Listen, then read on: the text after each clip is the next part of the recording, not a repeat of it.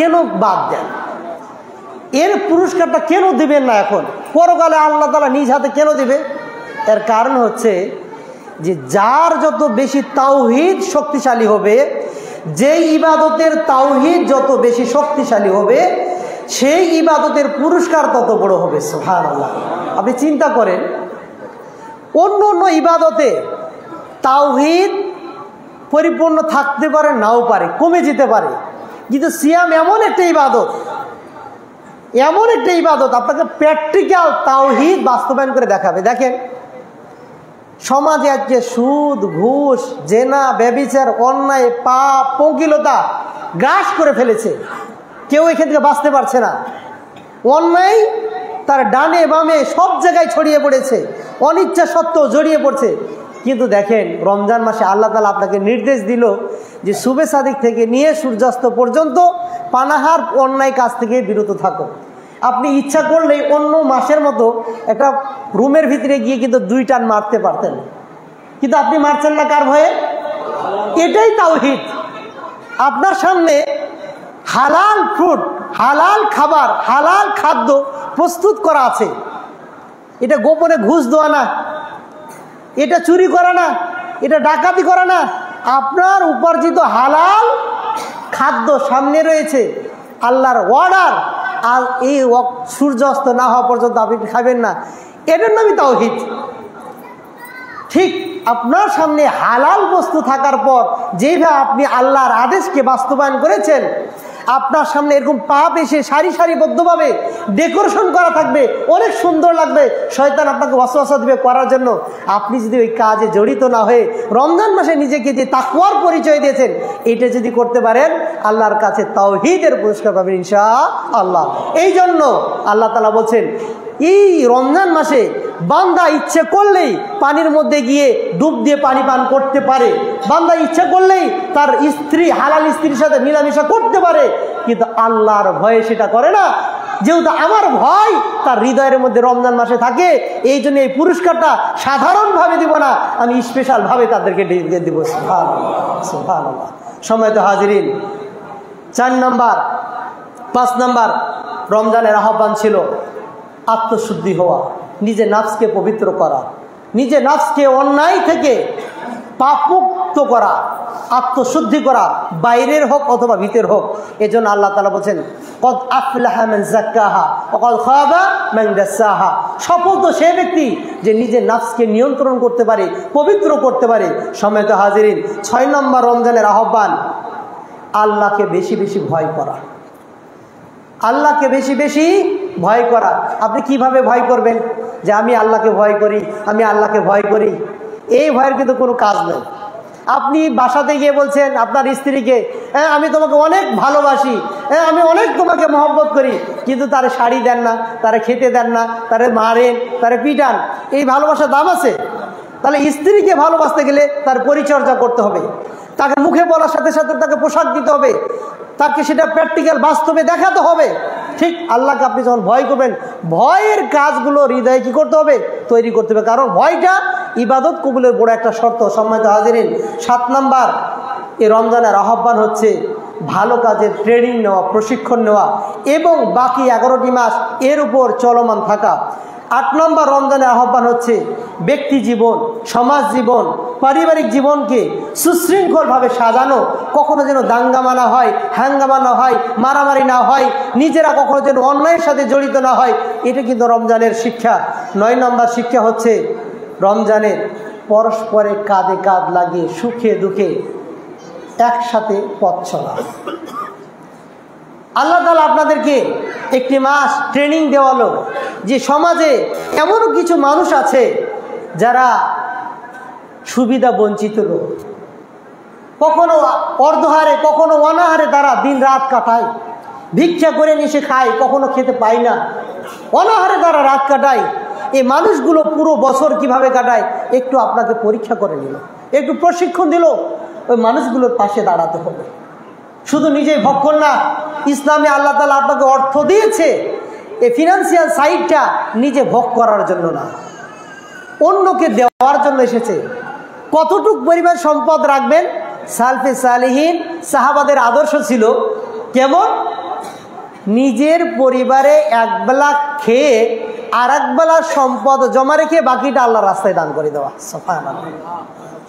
আবু বকর সিদ্দিক রাদিয়াল্লাহু তাআলা আনহু তার স্ত্রী একদিন তাকে বলছে, ওগো আমার স্বামী, মক্কাতে আমরা থাকতে অনেক সম্পদশালী মানুষ ছিলাম, মদিনায় আসার পর যা সম্পদ ছিল সেটা তো আপনি আল্লাহর রাস্তায় দান করে দিয়েছেন। আমার বাচ্চারাও মিষ্টান্ন হালুয়া খেতে পছন্দ করে, তো আমাদের যে টাকা আপনি যে রাষ্ট্রপ্রসাদ থেকে বেতন নেন এটি দিয়ে তো সংসার চালানোই কঠিন। এরপরও আমি কিছু কিছু টাকা জমা করে আমি একত্র করেছি, আপনি বাজার থেকে একটু হালুয়া কিনে নিয়েছেন, মিষ্টি কিনে নিয়েছেন, বাচ্চাদেরকে আমি একটু পায়েস রান্না করে দেব। আবু বকর সিদ্দিক রাদিয়াল্লাহু তাআলা আনহু তিনি বললেন, তুমি টাকাগুলো আমার কাছে নিয়ে আসো। স্ত্রীর টাকাগুলো আবু বকর রাদিয়াল্লাহু তাআলা আনহুকে দিলেন। আবু বকর রাদিয়াল্লাহু তাআলা আনহু এই টাকা নিয়ে সাহিবু বাইতুল মাল, রাষ্ট্র কোষাগার যিনি দায়িত্ব, ট্রেজারের দায়িত্বে আছেন, তাকে ডেকে বলেন, এই শোনো, আগামীকাল থেকে আবু বকরের পরিবারকে এত পয়সা করে কম দিবা, এত পয়সা কম দিলে আবু বকরের পরিবার না খেয়ে মারা যাবে না, তুমি এত পয়সা কম দিবা। আবু বকর সিদ্দিক কেন হয়েছে? নিজের পকেটের টাকা জমা করে নয়, অন্যকে খাওয়ায়ে আল্লাহর রাস্তায় দান করে। ওমর বিন খাত্তাব রাদিয়াল্লাহু তাআলা আনহু তিনি বলছেন, আমি সবসময় চেষ্টা করতাম আবু বকরকে পরাজিত করব। একদিন রাসূল সাল্লাল্লাহু আলাইহি ওয়াসাল্লাম যুদ্ধের জন্য সম্পদ চাইলেন, তোমরা কে কতটুকু পারবা দান করো। আমি মনে করলাম সুযোগ এবার এসেছে, আবু বকরকে হারাবো। আমি বাসায় চলে গেলাম। বাসায় যাওয়ার পর আমার সম্পত্তির অর্ধেক নিয়ে এসে আল্লাহ রসুলের সামনে রাখলাম। আল্লাহ রসুল বললেন, তোমার বাড়িতে কি রেখেছো? আমি বললাম, অর্ধেক নিয়ে এসেছি, অর্ধেক রেখে এসেছি। এরপর আবু বকর রাদিয়াল্লাহু তাআলা আনহু সম্পদ নিয়ে এসে রসুলের সামনে রাখলেন। রাসূলুল্লাহ সাল্লাল্লাহু আলাইহি ওয়াসাল্লাম বললেন, মা তারাকতা লি আহলিক, তুমি তোমার পরিবারের জন্য বাড়িতে কি রেখে এসেছো? আবু বকর সিদ্দিক রাদিয়াল্লাহু তাআলা আনহু তিনি বললেন, আমি আমার পরিবারের জন্য আল্লাহ এবং তার রসুলকে রেখে এসেছি, কোন সম্পদ নেই। কারণ তার বিশ্বাস ছিল আমার রাজ্জাক হচ্ছে তিনি, পুরো সম্পদ যদি দিয়ে দিই বরকত দেওয়ার মালিককে তিনি। তাদের বিশ্বাস ছিল। উসমান বিন আফফান রাদিয়াল্লাহু তাআলা আনহু তার সম্পদ আল্লাহর রাস্তায় দিয়ে চলে গেছেন। যারা হজ করতে গেছেন দেখবেন বীর উসমান মদিনাতে এখনো রয়েছে। তিনি মারা গেছেন সেই 1500 বছর আগে, কিন্তু তার অ্যাকাউন্ট সোয়াবের এখনো চলমান রয়েছে। হাজিরা গিয়ে খেজুর খায়, হাজিরা গিয়ে পানি পান করে, পশু পাখি করে ফল খায়, সাদকায়ে জারিয়া রয়ে গেছে। আমার এবং আপনার মৃত্যুর পরে এমন কি একটা অ্যামাউন্ট আছে যেখান থেকে আপনার কবরে সোয়াব যাবে উসমান বিন আফফানের মতো? আপনি সোয়াব অ্যাকাউন্ট খোলার মতো জায়গা পাচ্ছেন না। চাঁদপুর মুসআব বিন উমাইর রাদিয়াল্লাহু তাআলা আনহু বিশাল প্রকল্প হাতে নিয়েছে। আপনি মনে করছেন আমার তো কোটি টাকা দরকার, আমার তো কোটি টাকার মালিক আমি নই, আমার এত টাকা নাই, আমি কিভাবে অ্যাকাউন্ট খুলবো? অ্যাকাউন্ট খোলার জন্য কিচ্ছু করতে হবে না, আপনি মনে খালি নিয়ত করেন।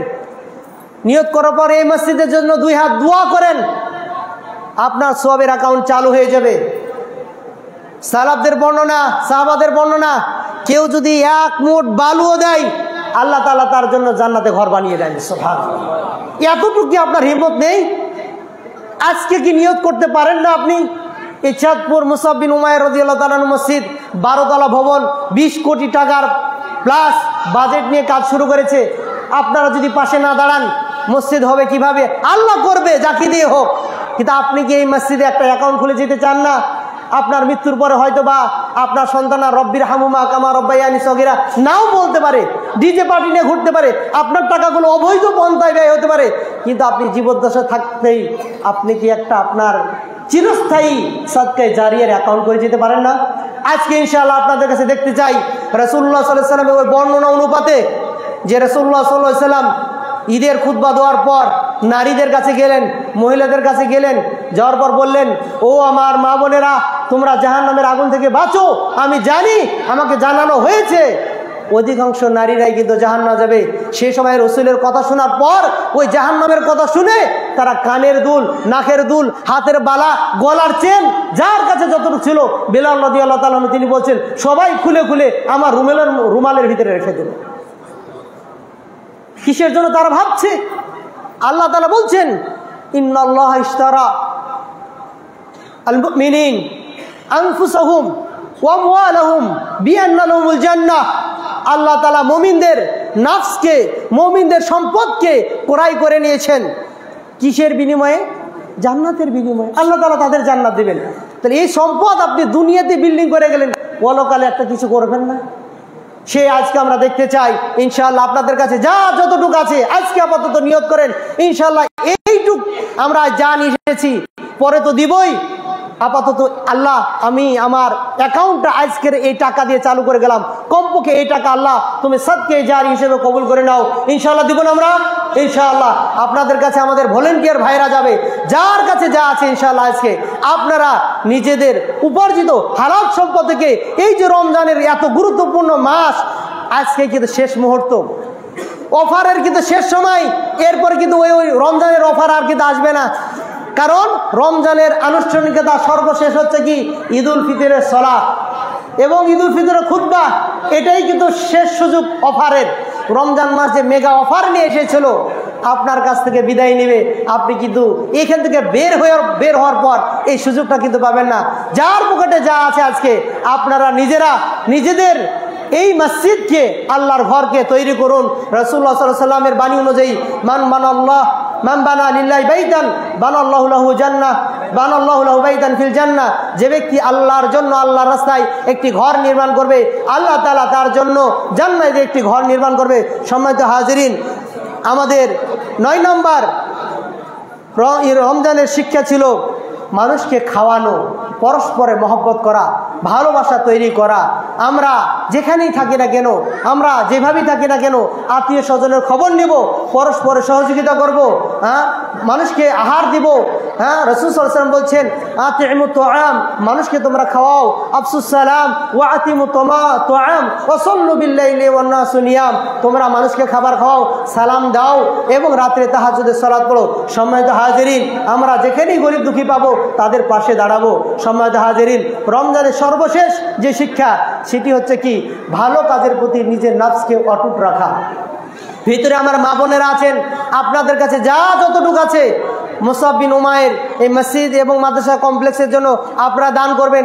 আমাদের ওখানে মা বোনরা আছে, দায়িত্বশীলের কাছে পৌঁছে দিবেন। সম্মানিত হাজিরিন, রাসূলুল্লাহ সাল্লাল্লাহু আলাইহি ওয়াসাল্লাম বলছেন এই রমজানের কল্যাণ থেকে যে ব্যক্তি বঞ্চিত হলো সবচেয়ে হতভাগা সে ব্যক্তি। রাসূল সাল্লাল্লাহু আলাইহি ওয়াসাল্লাম বলছেন মান হুরিমা খায়রুহা ফাকাদ হুরিম, যে ব্যক্তি রমজানের কল্যাণ থেকে বঞ্চিত হলো সেই প্রকৃত বঞ্চিত ব্যক্তি।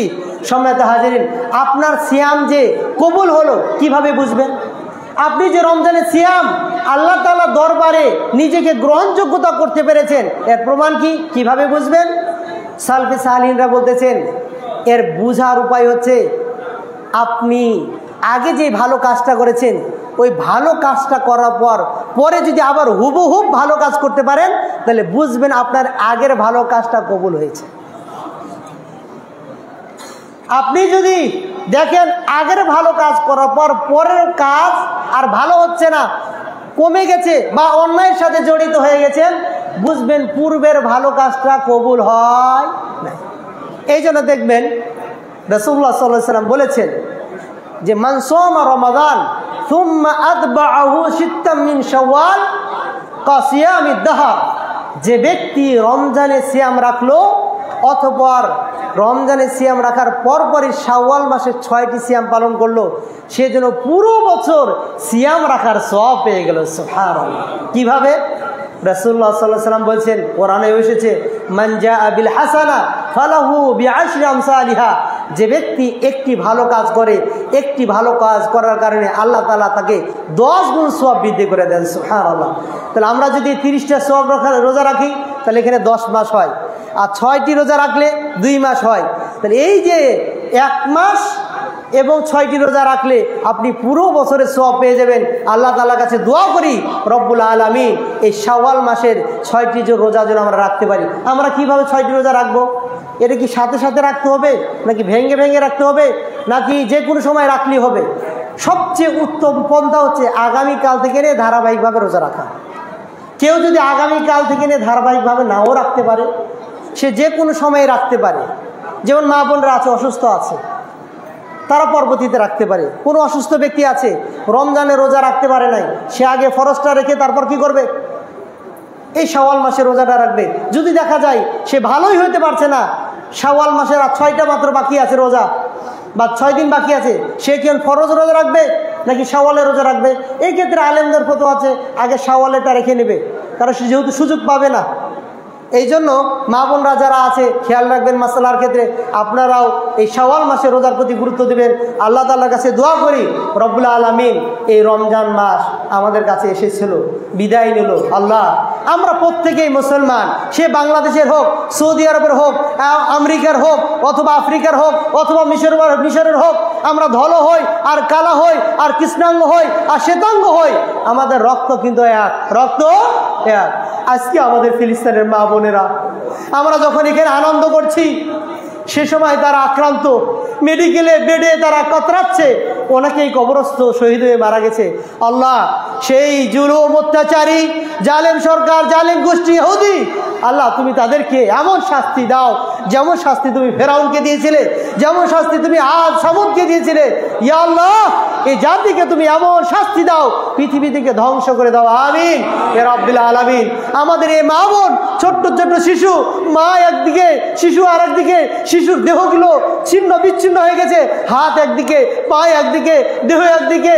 আল্লাহ, আমরা এগুলো দেখে সহ্য করতে পারছি না, সেখানে গিয়ে যুদ্ধও করতে পারছি না। আল্লাহ, তোমার কাছে 2 হাত জোড় করে দোয়া করি ইয়া রব, আল্লাহুম্মা আনসুর ইসলাম ওয়াল মুসলিমিন, আল্লাহুম্মা আনসুর ইসলাম ওয়াল মুসলিমিন, আল্লাহুম্মা আইজিল ইসলাম ওয়াল মুসলিমিন, আল্লাহুম্মা দাম্মির আ'দাআকা দিন।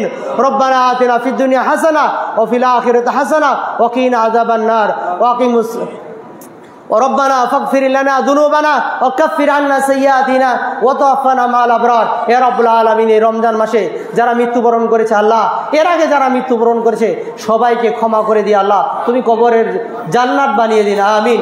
আমাদের মাঝে অনেকেই অসুস্থ আছে, আল্লাহ তুমি তাও সবাইকে পরিপূর্ণ সুস্থতা দান করুন। আমিন ইয়া রাব্বুল আলামিন। আমাদের চাঁদপুরের সহি আকীদা, সহি দাওয়াতের, বিশুদ্ধ মানহাজের এই একটি ইনস্টিটিউট মুসআব বিন উমাইর মসজিদ ও মাদ্রাসা কমপ্লেক্স হতে যাচ্ছে। আল্লাহ তোমার কাছে তৌফিক কামনা করছি। আল্লাহ, আমাদের নিয়ত আছে, তুমি আমাদের নিয়তকে কবুল করে নাও। আল্লাহ, আজকে আমরা যারা দান করেছি, আল্লাহ এ দানের বিনিময়ে আল্লাহ তুমি সবাইকে জান্নাতুল ফেরদাউসের মালিক বানিয়ে দিন। আমিন ইয়া রাব্বুল আলামিন। আমরা কেউ যদি নাও দান করি, আল্লাহ তোমার তৌফিকে ইনশাআল্লাহ আমাদের এই মসজিদ হবে ইনশাআল্লাহ। আল্লাহ তুমি আমাদের সবাইকে এই মসজিদে আমাদের শেয়ার রাখার, আমাদের অ্যাকাউন্ট রাখার, দান খয়রাত করার তৌফিক দান করুন। আমিন। আল্লাহ তাআলার কাছে আমরা আগামী রমজান যেন পাই সে আশা ব্যক্ত করে আজকের খুতবা ইতি করছি। আল্লাহ তাআলা আমাদেরকে সবাইকে ভালো রাখুন। আল্লাহু আকবার, আল্লাহু আকবার, লা ইলাহা ইল্লাল্লাহু আল্লাহু আকবার, আল্লাহু আকবার, ওয়ালিল্লাহিল হামদ। সম্মানিত হাজিরিন, আমরা আজকে ঈদের দিন ঈদ আনন্দ বিনিময় করব। আমাদের ছোট্ট একটি সুন্নাহ সাহাবারা আমল করতেন, তাকাব্বালাল্লাহু মিন্না ওয়া মিনকুম, এই দোয়াটি আমরা বলে প্রত্যেকে সাক্ষাৎ হলে এতটুকুই বলবো যথেষ্ট। ঈদ মুবারক বললেও কোনো সমস্যা নেই, তবে সুন্নাহ হচ্ছে তাকাব্বালাল্লাহু মিন্না ওয়া মিনকুম। আল্লাহ তাআলা আপনাদের এবং আমাদের সবাইকে কবুল করুন। আমিন। আকুলু কওলি হাযা আস্তাগফিরুল্লাহ লি ওয়া লাকুম ওয়া লিসাইরিল মুসলিমিন ফাস্তাগফিরুহু ইন্নাহু হুয়াল গফুরুর রহিম। আসসালামু আলাইকুম ওয়া রাহমাতুল্লাহি ওয়া বারাকাতুহু।